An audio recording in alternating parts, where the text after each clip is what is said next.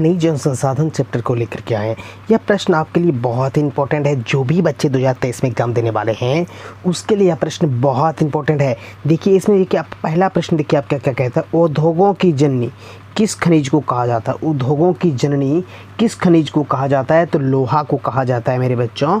एक का आपका ए नंबर हो जाएगा। ठीक है, चलिए उसके बाद देखिए आपका दूसरा प्रश्न आता है। प्रश्न नंबर 2 क्या कह रहा है? इनमें किस बंदरगाह से लोहे का निर्यात किया जाता है? तो इनमें से किस बंदरगाह से लोहे का निर्यात किया जाता है? तो 2 का आपका डी नंबर हो जाएगा विशाखापत्तनम। ठीक है, चलिए उसके बाद आपका तीसरा प्रश्न आता है। निम्नलिखित में कौन मैग्नीज का महत्वपूर्ण उत्पादक नहीं है? तो मैग्नीज का सबसे महत्वपूर्ण उत्पादक नहीं है, इसमें तमिलनाडु में उत्पादन नहीं होता है, इसीलिए 3 का आपका सी नंबर हो जाएगा। चलिए उसके बाद देखिए नेक्स्ट प्रश्न आता है आपका चौथा नंबर। झारखंड का कोडरमा किस खनिज के उत्पादन के लिए प्रसिद्ध है? तो झारखंड का कोडरमा अभ्रक उत्पादन के लिए प्रसिद्ध है, इसीलिए 4 का आपका ए नंबर हो जाएगा। उसके बाद आपका नेक्स्ट प्रश्न आता है 5वां नंबर। निम्नलिखित में कौन अधात्विक खनिज नहीं है? ठीक है, निम्नलिखित में कौन अधात्विक खनिज नहीं है? सोना। आपका 5 का डी नंबर हो जाएगा सोना। क्लियर। उसके बाद छठा नंबर आपका प्रश्न है किस खनिज में भारत सुसंपन्न है? ठीक है, तो किस खनिज में? लोहा में भारत सुसंपन्न है, 6 का, इसीलिए आपका बी नंबर हो जाएगा।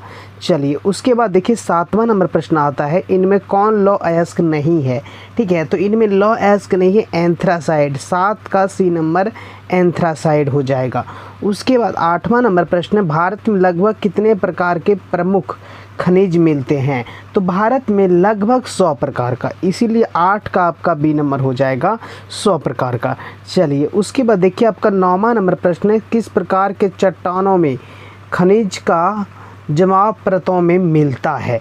ठीक है, तो अब सादी चट्टानों में मिलता है, 9 का आपका बी नंबर हो जाएगा। ठीक है, उसके बाद देखिए आपका 10वां नंबर प्रश्न आता है।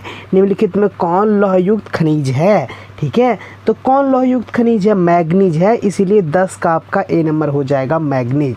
उसके बाद 11 नंबर प्रश्न है। निम्नलिखित में कौन सा उद्योग चूना पत्थर को कच्चे माल के रूप में प्रयोग करता है? तो चूना पत्थर के कच्चे माल का रूप में प्रयोग सीमेंट का होता है, 11 का आपका सी नंबर हो जाएगा। उसके बाद नेक्स्ट प्रश्न आता है आपका 12 नंबर। इनमें कौन लौहयुक्त खनिज का उदाहरण है? ठीक है, तो कौन लौहयुक्त खनिज का उदाहरण है? मैग्नीज है, 12 का ए नंबर हो जाएगा आपका।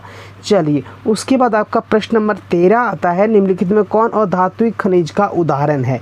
ठीक है, तो अधात्विक खनिज का उदाहरण है आपका ग्रेफाइट, 13 का आपका डी नंबर हो जाएगा।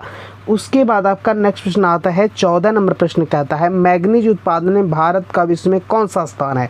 तो मैग्नीज उत्पादन में भारत का विश्व में तीसरा यानी तृतीय स्थान है, तो इसीलिए 14 का आपका सी नंबर हो जाएगा।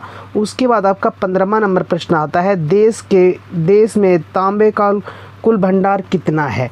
तो देश में तांबे का भंडार लगभग 125 करोड़ टन है, 5 का बी नंबर हो जाएगा आपका। क्लियर।